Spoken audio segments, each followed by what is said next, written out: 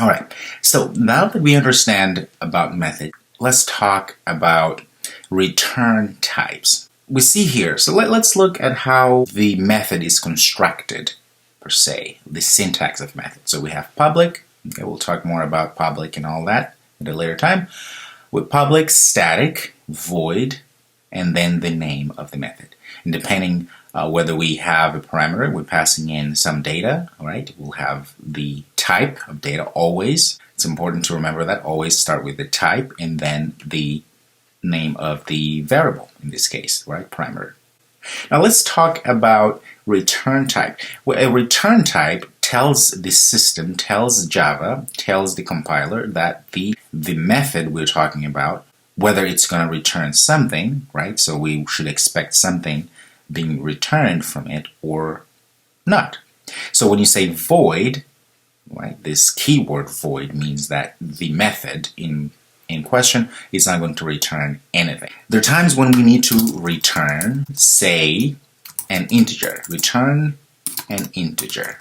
In this case, let's take the example that we have here, which is the add nums, right? So it's a method that adds two numbers and then shows the result. So this works fine as we saw earlier, systeming out the sum of these two integers that we pass in, as we see here. So add numbers, pass in 4 and 5, and we get 9, okay? But this method is still a void method, which means it really doesn't return anything. In order for us to make this method return something, because look, all this method needs to do is literally just take two numbers, whatever we pass in here, and add them, and then just return the result. So what do we need to do here?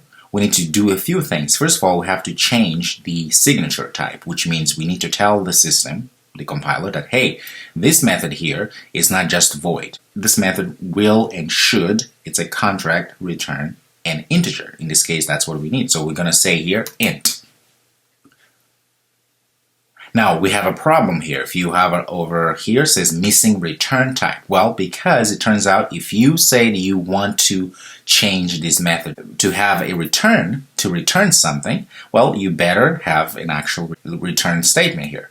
Well, return, you just say return, and what are we going to return? We can say return A plus B. It's a statement, just close like that. Let's go and comment that out. Let's say something you probably haven't seen it. Okay, this may look very confusing. What are we doing here? Essentially, we're saying, well, it would have been the same if we had said something like this. Int result is equal to 0. Okay, and then we say result is going to be equal to A plus B. And then we just take that result and we pass and we return like that. It's the same thing as doing A plus B. Let's just keep the way it is right now. Let's save this. Now check this out. If we save and run, nothing's going to happen. And you may say, well, but we called it here. So it's add numbers, and there it is. And we have the result, but why isn't it showing? Well, the reason it's not showing, remember, is that now we've changed things. First of all, we did comment out the system that out, because now we're just returning the result, the integer, because again, we remember the moment you say int as a type, then you have to return an integer. That's why we have here int result, and we initialize it to 0. Or we could just not have anything, but I like always to initialize it, okay? Either way. So now we know that int is going to be, result is going to be an integer, which is exactly what we need. So we are putting the addition, the sum of A plus B, which is exactly what we have passed here. So the sum is going to be into the result here variable, and then we're returning it. Okay. Now, the reason why, again, going back, the reason why we're not seeing anything in our console here is because, well, we have to system it out, because now what's happening, we are just returning the value. We're not systeming it out. We're not showing it. The value is there. It's just that we're not showing. The beauty here, we can actually now go ahead and say system that out, that println, and we can just pass this whole thing here inside here. Save this and run. Should have 9. And you may think, oh man, this is awesome. This is great. And it is amazing because now you notice this whole thing here, it's returning the result. Which also means we could have done the following. We could have said, for instance, int final result is equal to add nums and pass in 4 and 5. Something like that. And then take this final result and just put it here. And run, we'll get the same result. You notice now we have this whole flexibility thing that we didn't have before. Because now we can literally, knowing that the add nums is returning an integer, we could even go ahead here and say, check this out, say plus 10, because this is all an integer, right? That's what we said here. It's returning a plus b, which is coincidentally is an integer. Now we can actually take this whole result and add 10. If you save this, look what's going to happen. 19. Yes, because 4 plus 5 is 9, plus 10 is 19. We can keep adding. 45. Save, and there we go, and so forth. Right? So that's very helpful when we started to compartmentalize our code. Get rid of that. Save that. All right. Now, the same way we have this return an integer, right? The signature is an integer here. Well, the type of this method is an integer. We could do the same, obviously, you've seen that before. We can do the same with strings. Let me get rid of this.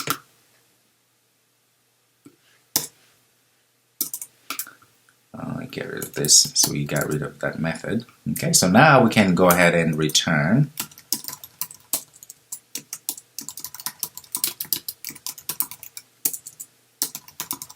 I keep saying return string. So how would you do that? Say public static string. Yes, you guessed it, so it has to be string. And we're gonna say, let's say full name. In this case, let's go ahead and pass a few parameters here because that's what we've been doing. Let's say then string. You're going to call first name, and I'm going to say string last name. Look at it again. We have an issue here. It says missing the return type. So what we can go ahead and do, say return. What do we want to do? We can just go straight to it and say first name, because that's what we're passing, plus we're concatenating. Right, and say last name. Statement like that. Now I know that this full name is going to receive or pass in the first name and last name, so 2 strings, and then we're going to take those and put into a return statement here, and then we should see a concatenated first name and last name. So what I want to call this full name here, let's copy this and call it here, say full name, and right away tells us this method takes in 2 strings, first name and last name. Very, very helpful. So enter, and let's say here George the man, something like that. Now if we run this, we should see run nothing. Right, you guessed it. That means this, we're still returning everything, but we have to system out because this is just like a variable, right? It's all being returned in a single variable, so we have to system that out. So we can either go ahead and say system that out, that print ln, and then take all of that and put inside here. Save, run, and we should see George the man. There we go. Okay. Very nicely done. Very, very nice. And of course, you guessed it, you can do the same thing to other types here. We can go ahead and say, for instance, we want a char, a character. Okay. So say return. You can return a character. So what do you know? So what do you do? Say public static char, my char, say show char, something like that, and let's pass in Has to be char like that. Let's pass in a char, call it C. Okay. Cancel return C, something like that. All right. So this is a type char. Now, if you go show char, copy this. Say system, not out, not println. We can say, so we pass in some method. We have to pass in a, let's say, B. Right, so run. We should see B. If you want to change this to, let's say, D, run, we should see D. All right. Return types are amazing because now we are able to use them for with our methods. So to make sure they're a little bit more flexible and they do exactly what we want them to do. So we have, which is the idea of having a method, right? You want to create a method so that you have this chunk of code that does something and then returns something that we need to use somewhere, right? It could be that we are using this show char here in a different class or in a different other method somewhere. In fact, we are using in a different method, which is our main method, right? So, but now if you forget about anything that we did, it looks much more organized and beautiful, right? Because now we know we just show char, we pass in D, and we know it's going to do exactly that. So we don't need to think of the implementation of show char, which means we can literally take all these methods here, put and send to somebody, and they don't need to know what really is happening inside of that method, but they can use it because they know that this method here is called show char, and it needs to have some parameters. In this case, we pass in a D and does something. That's all. So again, we're starting to abstract certain things as we code to make our code a little bit less messy and more flexible. Okay, and we'll see more as we talk about classes and other abstractions when it comes to Java programming. All right, oh great. So go ahead and play around with this. And as you know by now, there are many different types, right? Variable types or types in Java. So go ahead and use them. For instance, we use the void type method here. We use the integer. We use the string, so returns a string. We use a char, returns a character in this case. And we still have others such as Boolean, right? So go ahead and work with those. Create a method that returns a Boolean.